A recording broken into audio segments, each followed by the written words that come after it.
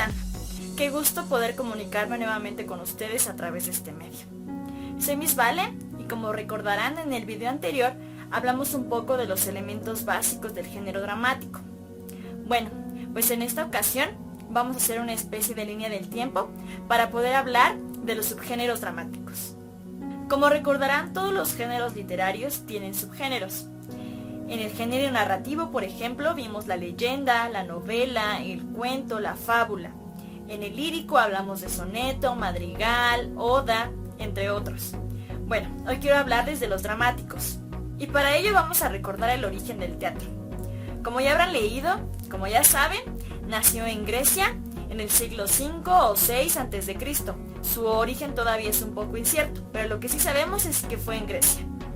Este género nació como parte de las celebraciones religiosas de este pueblo. Ellos celebraban ritos en honor al dios Dionisio, que era el dios del vino y la vegetación. Durante estas festividades, los habitantes recorrían las polis o ciudades siguiendo un carruaje que llevaba la imagen del dios Dionisio. En el transcurso, ellos cantaban, bailaban y por supuesto bebían vino. Estos eran espectáculos al aire libre que comenzaban por la mañana y terminaban con la puesta del sol. Sobre esto hay que decir que el teatro comenzó presentando a no más de 4 personajes en escena, y que por supuesto no había actrices. Los personajes femeninos eran interpretados por hombres. También hay que decir que uno de los elementos escénicos más importantes del teatro de esta época eran por supuesto las máscaras. Estas funcionaban como micrófonos a la vez que daban realce y altura a los actores. Han de saber que los teatros griegos se construían en ladera. Las gradas estaban en declive y se disponían de manera semicircular. Por esta razón, los dramaturgos se tenían que apoyar de muchos recursos como las máscaras para que todos los espectadores pudieran disfrutar la obra por igual. Y fue así que en esta época surgieron los 3 subgéneros mayores del género dramático: la tragedia, la comedia y la tragicomedia. En la tragedia sobresalieron hombres como Esquilo, Sófocles y Eurípides, quienes establecieron las bases para este subgénero. Durante estas obras, la acción principal se desarrolla mediante una lucha contra un destino inevitable y además funesto. Aquí el protagonista casi siempre debe sacrificar su felicidad a través de su fracaso personal. Al final, siempre va a encontrar la muerte o la desgracia. Por otro lado, la comedia, como ya lo imaginarán, es un subgénero de carácter ridículo y mezquino.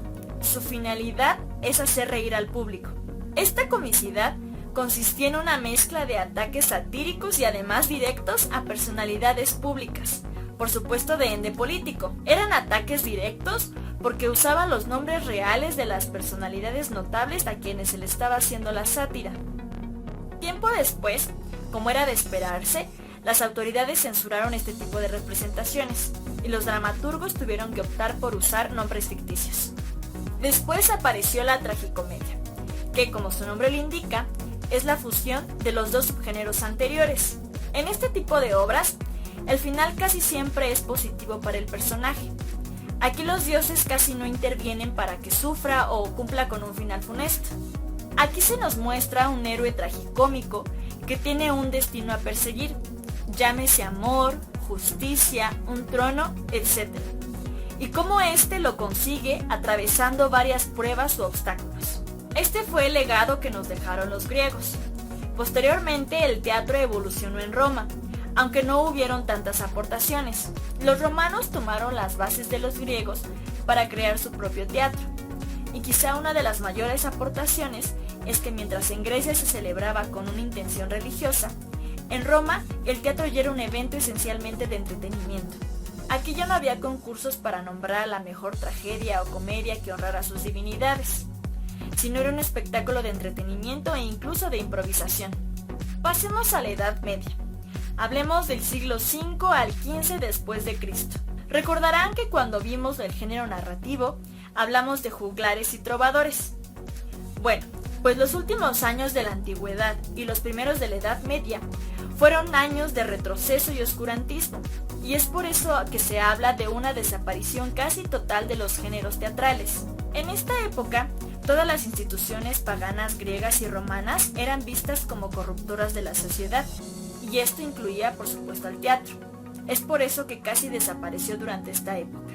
Fue hasta el siglo X donde el teatro empezó a resurgir, aunque claro está, solo eran aceptadas las obras que estaban relacionadas con la religión que se estaba empezando a profesar, que era por supuesto el cristianismo. Es así como surge la farsa, considerada como subgénero menor del género dramático.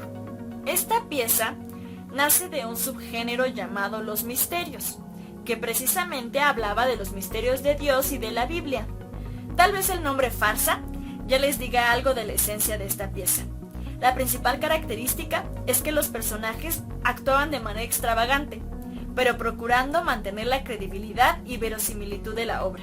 Generalmente, una farsa se burla de las creencias populares e intenta manifestarse como un reflejo de la sociedad, poniendo en ridículo o exponiendo todos aquellos aspectos que no nos orgullezcan.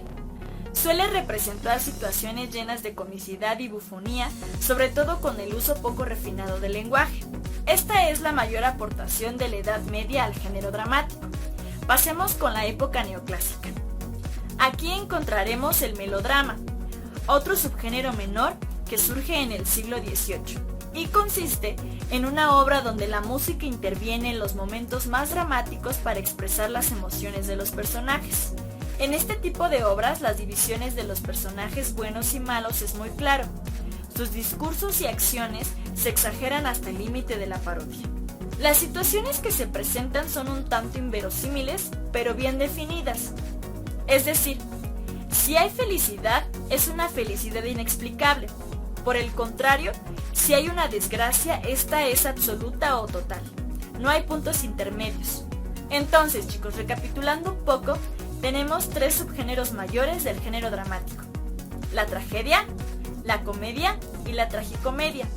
Y hasta ahora solo hemos hablado de dos subgéneros menores, la farsa y el melodrama. Bueno, espero que esta charla les haya servido para comprender mejor los subgéneros dramáticos. Yo me despido, chicos. Nos vemos pronto. Chao.